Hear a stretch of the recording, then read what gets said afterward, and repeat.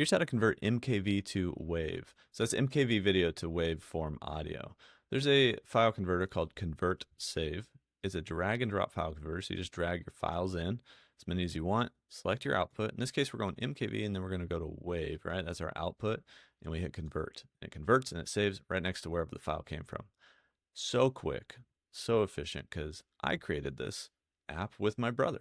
He's a software developer, and I wanted a way to do this on my desktop offline for images, video, and audio. And that's what ConvertSave is, and that's what it does for both Windows and Mac. So I'm sick of going to random websites. I don't know about you, to do all these different file conversions where you can only do a couple and you can only, well, you have to upload to whatever server they have or whatever their site is. You got to upload your files, then you can download them after that, after waiting for them to convert. Now with ConvertSave, you can just drag and drop things from your desktop. You hit a button and it saves it right next to it, and it's a conversion. And a lot of times this conversion's super fast, because if you go to the advanced options, you can actually see the conversion, the tool that's being used, the different commands that are being passed.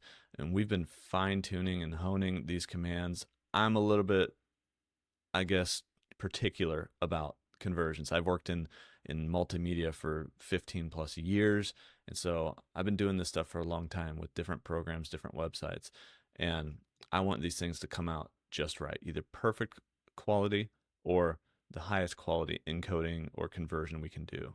But you can actually add your own custom commands as well down here that can be the default commands you send to the tools. And you can build that command in the options builder, or you can just write it in, but most people, even me, I don't know the commands. So I would go into this option builder, look for things that I want to change or adjust. Like I could adjust volume or the trimming of, where I'm pulling that audio out from.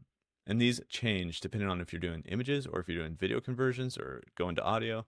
Any conversion has its own set of options that you can build, and it will save that generated command. It does all this stuff for you and saves it right down here, and you can make that your default command after that. So you can hit done, you have your new default command, and hit convert, and you can actually just drag, drop, convert, save with that new command all the time if you want to, or you can go back to defaults. If you did something like resized an image, you might not want to resize on every single conversion, just one particular one, but you can resize images. You can change frame rate of video. You can add effects to images. You can convert images to a multi-page PDF. You can do a lot of things, and we're actually adding a lot more things. So I appreciate your guys' support. If you want to check it out, go to convertsave.com, or just click the link in the description or the pinned comment down there. Thanks a lot, and I'll see you guys in the next one.